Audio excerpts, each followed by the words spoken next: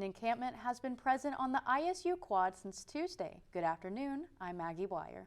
And I'm Jess Neal. Gail Cano reports to us live on the quad, where ISU students and other members of the community have set up camp to set up message.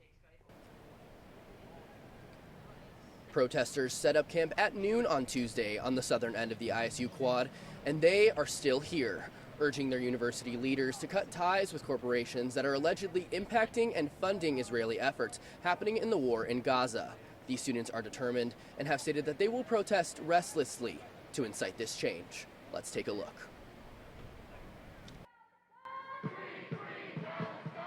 Chalk, banners, and tents have been set up by Students for Justice in Palestine at ISU. One organizer expanded on what exactly the goal of their demonstration is.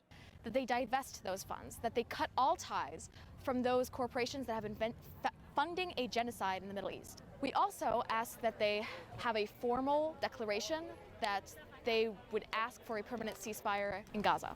Organizers of the protest stated they plan to stay encamped until the university agrees to divest. Yesterday at roughly 6 p.m., ISU sent their demonstration safety team to hand out these papers warning students that they are in violation of Student Code of Conduct Section 611, and that, quote, failure to comply is grounds for interim suspension.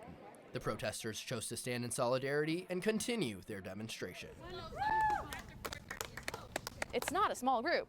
We're dozens, up to maybe 2-3 dozen universities now that have set up encampments that are now a stronger, larger voice. Solidarity is what we're after. Passers-by stated their feelings on seeing their generation coming together to potentially incite change thousands of miles away.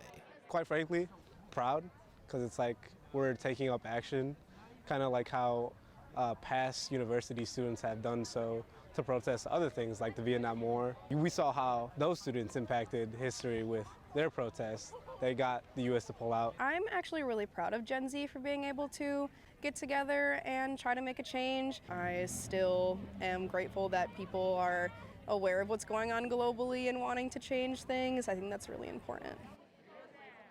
The Students for Justice in Palestine have entered their 24th hour of consecutive protests, and they say they're not leaving until the university at least negotiates their requests.